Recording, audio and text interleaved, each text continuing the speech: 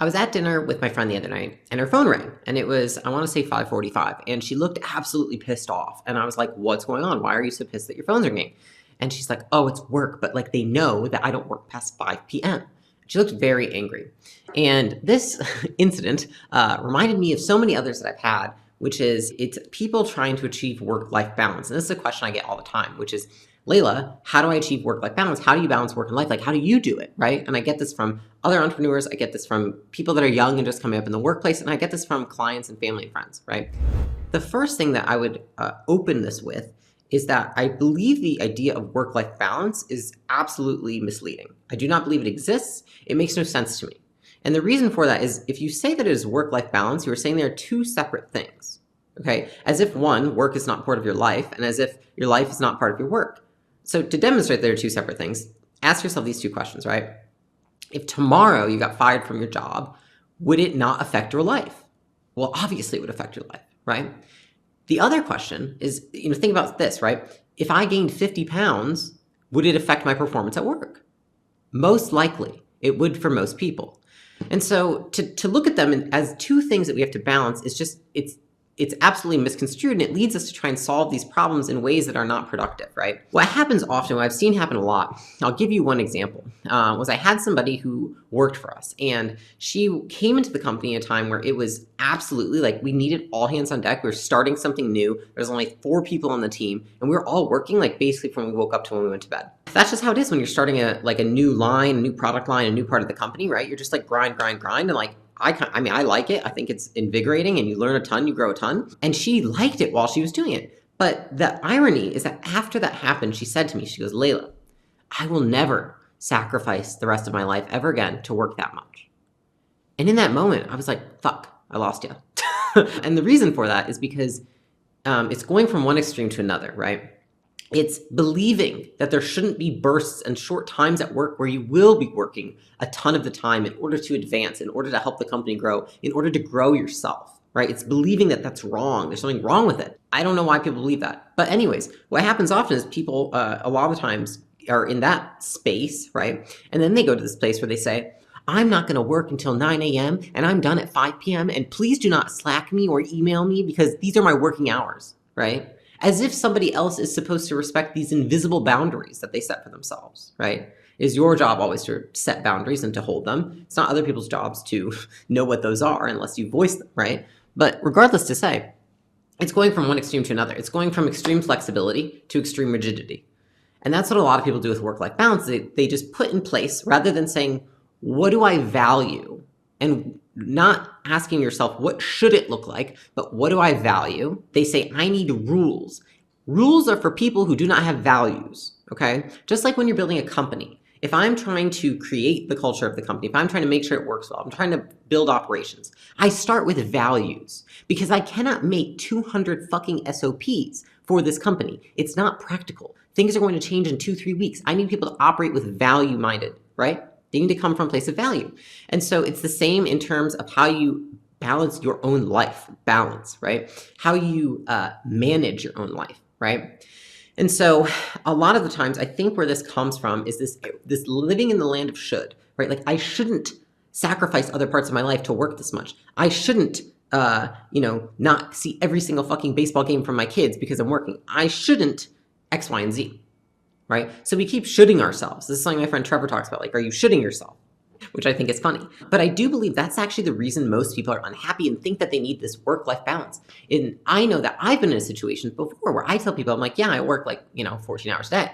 People are like, that's insane. Like you must have terrible deficits in the rest of your life and you must be, absolutely unhappy and mentally unhealthy. And I was like, oh shit. And I remember for a brief period of time, I want to say 1.5 years ago, I literally was like, maybe they're right. Maybe I've got fucked up shit that I haven't looked at. And I started putting more boundaries at work and trying to work less and doing that whole thing.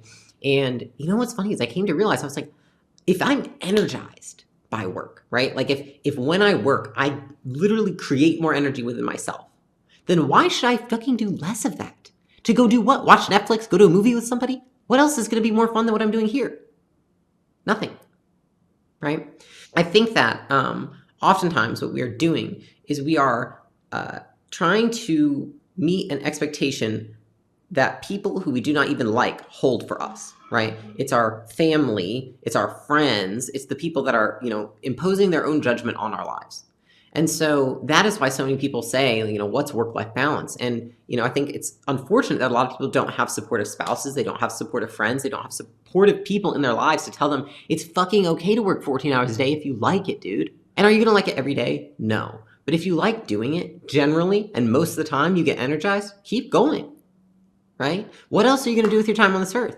I think that the reason so many people are unhappy to this, right, are unhappy about their work, especially. And you see it often where somebody works a ton and they're actually really enjoying it, and then they get this like weird resentment.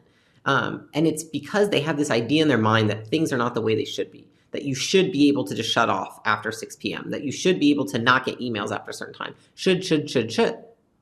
And so I think it's an argument with reality. And that is why so many people struggle with it, is that they believe things should look a certain way and that they should have this beautifully balanced life where they spend just the right amount of hours every day and every week with their family, with their kids, with their friends, exercising, this, that. That never happens. Once you accept reality, which is that everything's connected, you cannot balance two things that are the same, and that you accept that there is no balance, right? How would you feel, right? What if you were free to be imperfect and unbalanced? And so I think that most people are asking the wrong questions. It's how do I get work-life balance? When the question is, what would my life look like if I let go of these ideals in my mind? What if I was allowed to be imperfect? What if I was allowed to be unbalanced? What would I do? And instead, I think we operate within these constraints that have been put on us from society and from friends and from family that's nagging in our ears, telling us that we're weird, right? And then we impose these ideas on ourselves. And so I want to say, I don't believe in work-life balance. I believe that they're integrated. They're one. It is just a system that holistically has different parts to it that are all working together. I believe that most of us, I know myself, like the ideas that I used to hold, right? Because the reason I can talk to you about this is because I used to think this way, are false. And the only thing that's creating the unhappiness is your belief that it should be a different way. And so if you can let go of that belief and just believe and know that you are supposed to be unbalanced and you are supposed to be imperfect in everything that you do in your work and in your life, that you're always going to have parts of your life that contradict each other. You're going to have a deadline for work that you've got to stay there till 6 p.m., but your kid's soccer game starts at 5 p.m. And you're like, fuck, what do I do? And you're going to have to compromise and not meet either 100%. And you're going to think, it shouldn't be this way. I should always be done at 5. But that's not how fucking life is.